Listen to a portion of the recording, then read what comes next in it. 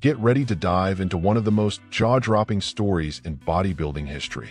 A man who rose from the gritty streets of Brooklyn all the way to stages that only a handful ever dared to dream about. His journey was packed with glory, setbacks, and twists that will keep you hooked until the very last second. And this isn't just about muscles. It's about choices, resilience, and destiny. So grab your pre-workout, because today you're going to see how life can feel just as intense as stepping on stage under those bright lights. Hit play, turn up the volume, and let's jump into a story that's going to move you from start to finish. When we think about great champions, it's easy to imagine they were born destined for success. But in Dennis Tinerino's case, his childhood in Brooklyn, New York, told a very different story. Born on December 23, 1945, into a working-class Italian-American family, he grew up surrounded by challenges and dangers that could have easily derailed his future. Yet it was right there, in that hostile environment, that his determination to change his life and reach higher was forged. His first inspiration came from his father, a respected boxer who had won the Golden Gloves back in the 1940s.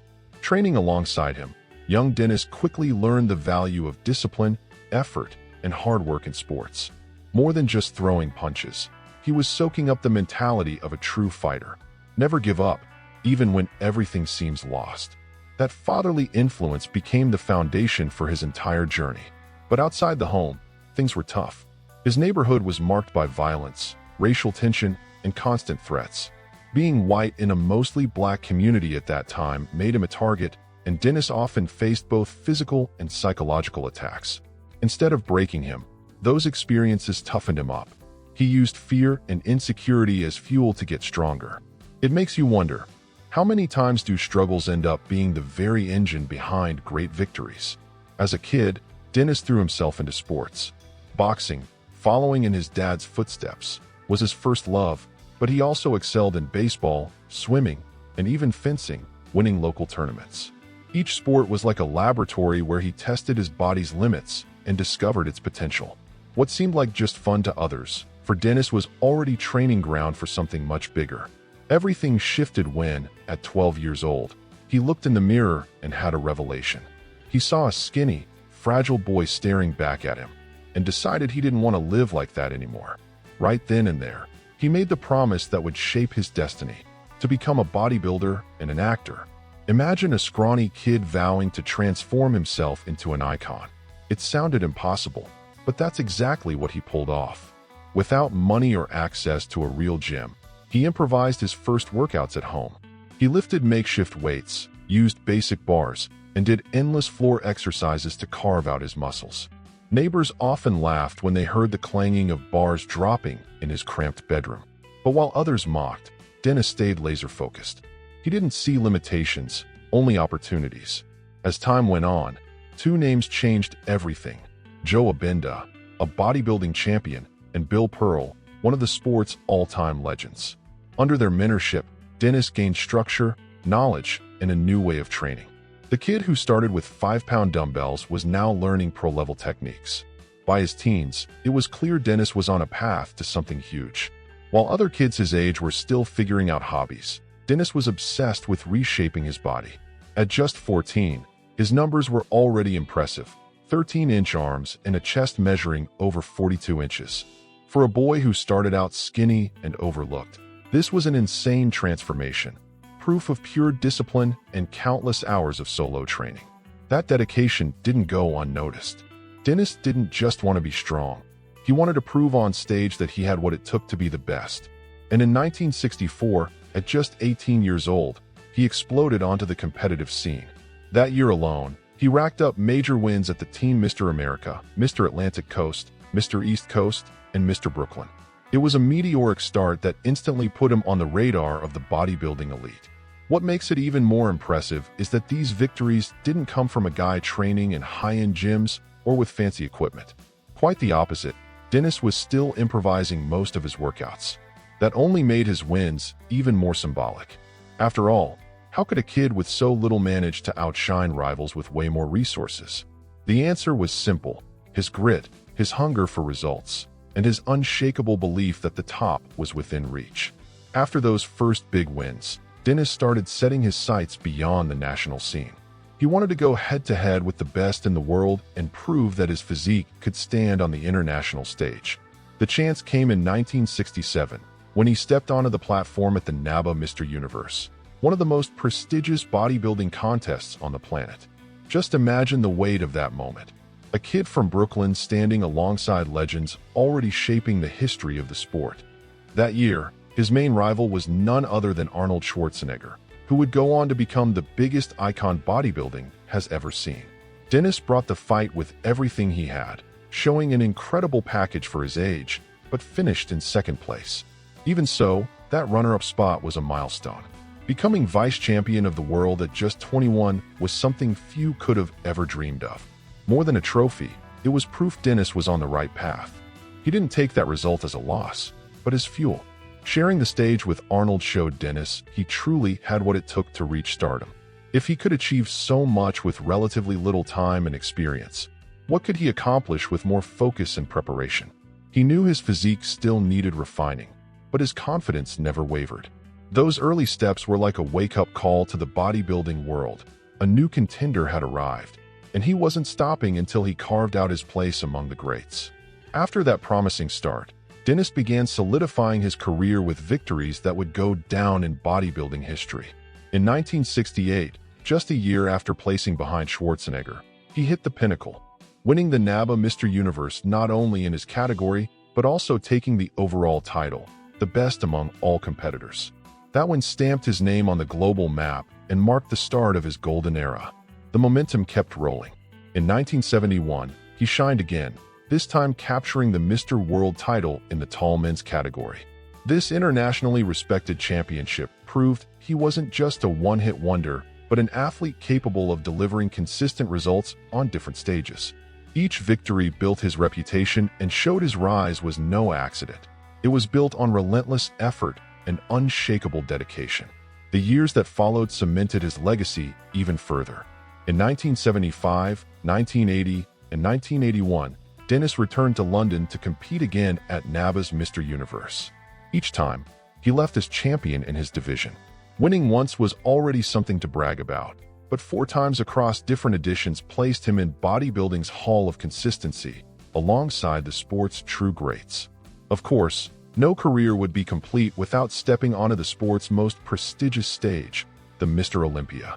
Dennis competed in 1977 and 1978, facing the biggest names of that era.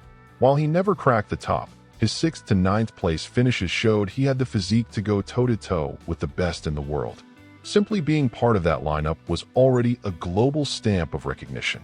One of his most meaningful wins came in 1978, when he took home the Mr. Natural America Pro title.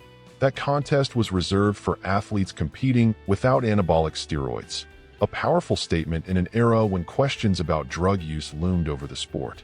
The victory gave Dennis a unique respect, establishing him not only as a competitor of aesthetics, but also of integrity. Even with so many triumphs, Dennis knew his time on stage had an expiration date. His final big outing was at the 1982 Mr. Olympia, where he placed 14th. That result marked the end of his competitive run, but it didn't dim the shine of his career one bit. If anything, it closed a chapter filled with unforgettable moments and heavyweight titles. For Dennis, those trophies weren't just objects on a shelf. They were symbols of a life built on perseverance. Every podium was more than a showcase of muscle. It was proof of the iron will of a man who started with makeshift weights in his bedroom and climbed to the top of world bodybuilding. And while he was stacking up titles, Dennis was also chasing another dream: acting. From the beginning, he didn't just want to be a great athlete. He wanted to make it to the big screen.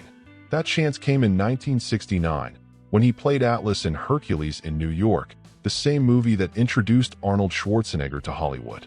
The film didn't exactly win critics over, but for Dennis, it was a milestone, fulfilling his boyhood dream of stepping onto the silver screen next to another giant of the sport. Dennis's charisma and incredible physique made him a hot commodity in the media. Throughout the 1970s, he exploded onto newsstands, gracing the covers of powerhouse magazines like Muscular Development, Iron Man, Strength and Health, and Muscle and Fitness. These weren't just glossy photos of his muscles.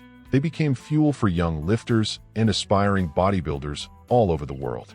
Seeing Dennis on those covers meant you were looking at the real deal, someone setting the standard for the sport. Those media appearances cemented his image as more than just another athlete on stage. He was bringing bodybuilding out of the gyms and into pop culture, representing an aesthetic and a strength that people everywhere wanted to emulate. Dennis wasn't just flexing. He was showing that discipline and dedication could open doors far beyond the weight room. By 1983, his reputation hit another high note when he was mentioned in the Gold's Gym Book of Bodybuilding as one of the most successful bodybuilders of the past few decades. That wasn't hype. Few athletes managed to stay relevant across different eras, but Dennis had built a career with both hard-won titles and a powerful media presence. Coming from Gold's Gym, the mecca of bodybuilding in Venice Beach, that recognition carried serious weight. On paper, his stats were just as impressive as his accolades. Standing at 6 feet 1 inch, 1.87 meters, and competing between 220 and 235 pounds, 100 to 106 kilograms, Dennis had proportions that made him stand out whether on stage or in photo shoots. He struck that rare balance of size, definition, and presence, making him one of the most complete physiques of his generation. What's interesting is that this parallel career wasn't just about being seen, it was a survival strategy.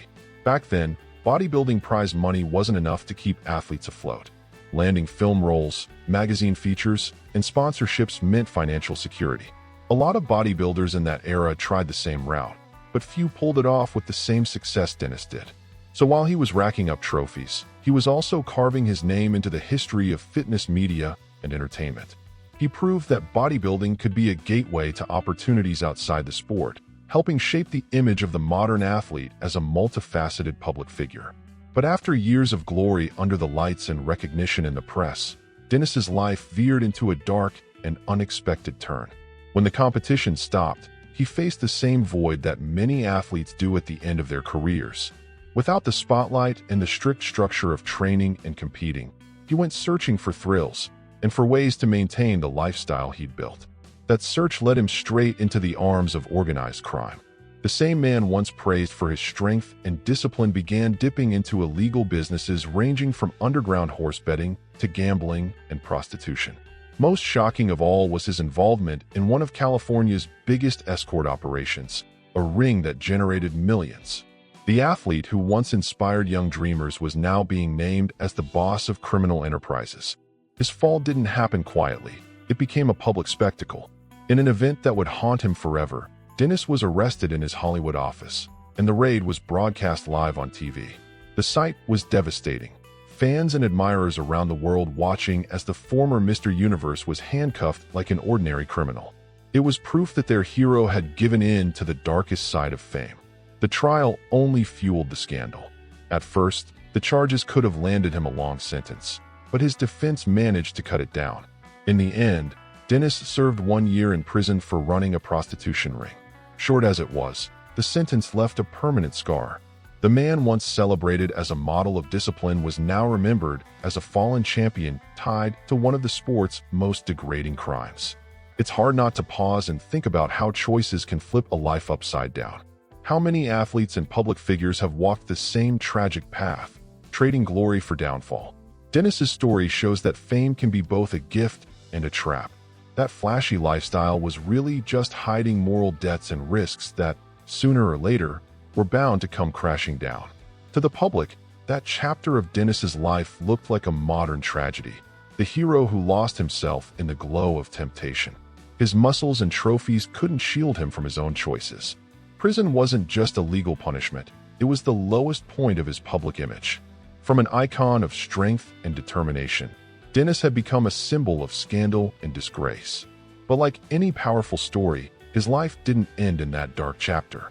That cell, which seemed like the end of everything, would actually become the stage for an unexpected transformation. It was in that rock-bottom moment that Dennis found a new path. While serving time, he met a preacher who surprised him with a blunt message: God has big plans for you. At first, Dennis didn't know how to react. He felt ruined, branded by scandal, and convinced his reputation was gone for good. But those words planted a seed in his heart. Not long after, Dennis described going through an intense, almost unexplainable spiritual experience. He said he was struck by lightning from heaven, watching his entire life flash before his eyes. In that moment, he grasped the weight of his past choices and cried out to God for forgiveness. Behind those bars, a new man was born, no longer the champion chasing trophies or the businessman drowning in excess, but someone ready to dedicate his life to a higher purpose. When he walked out of prison, Dennis didn't return to shady businesses or bodybuilding stages. Instead, he made a radical choice. He founded the Dennis Tinerino Ministries in Beverly Hills. The former Mr. Universe now used his own story as testimony, proving that nobody is beyond redemption. He was living proof that even the worst mistakes can be turned into messages of hope.